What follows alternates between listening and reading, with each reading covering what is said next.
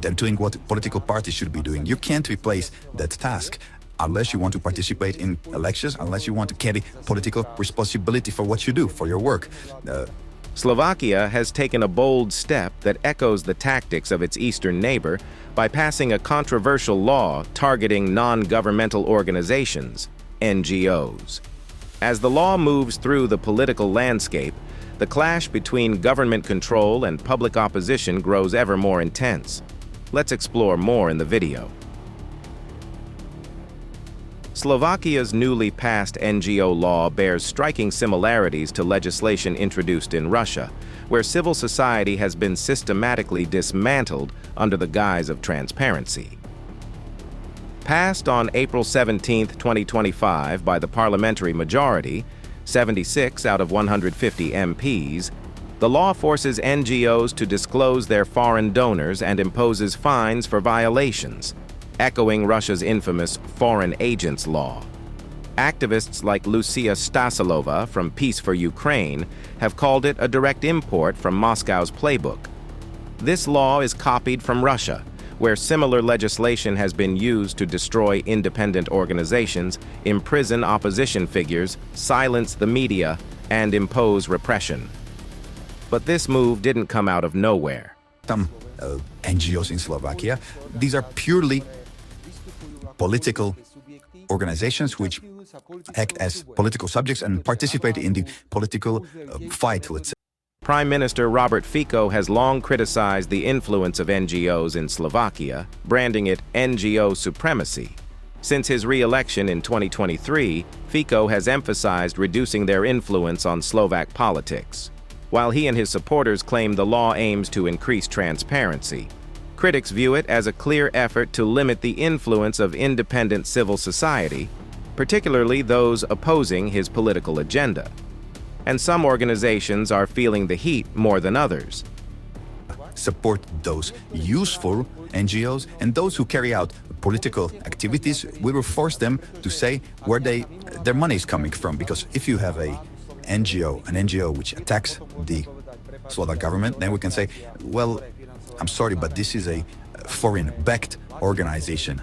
Several NGOs leading anti-government protests in Slovakia have strong foreign funding ties, including 12 million euros from George Soros's Open Society Foundations since 1992 and a $5 million joint initiative in 2023.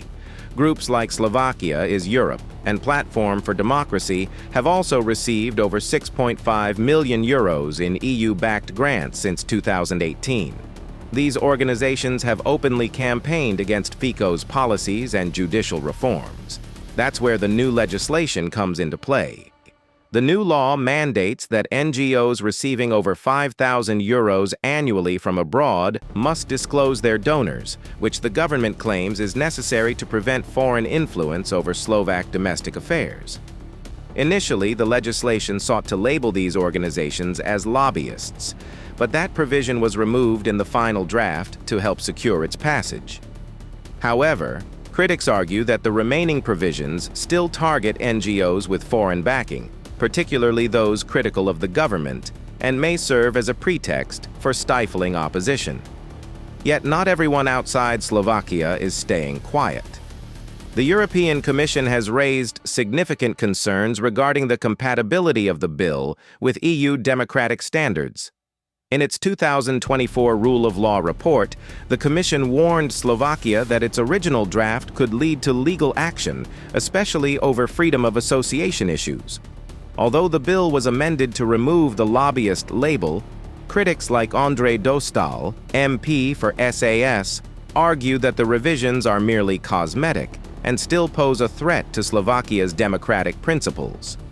The authors of the bill realized that the original proposal would not comply with EU law, as was the case with a similar law in Hungary, so they found another way to undermine NGOs. On the ground, however, reactions are already erupting. The bill has provoked widespread public protests, with thousands of Slovaks taking to the streets across more than 30 cities in April 2025. Protests have also spread to Madrid, Copenhagen, and London, reflecting concerns about democratic backsliding. Critics, including political opponents from Progressive Slovakia and Freedom and Solidarity, SAS, have called on President Peter Pellegrini to veto the law, fearing it could pave the way for a broader crackdown on civil society. Under the surface of legal reform, Slovakia's political landscape is shifting, and fast.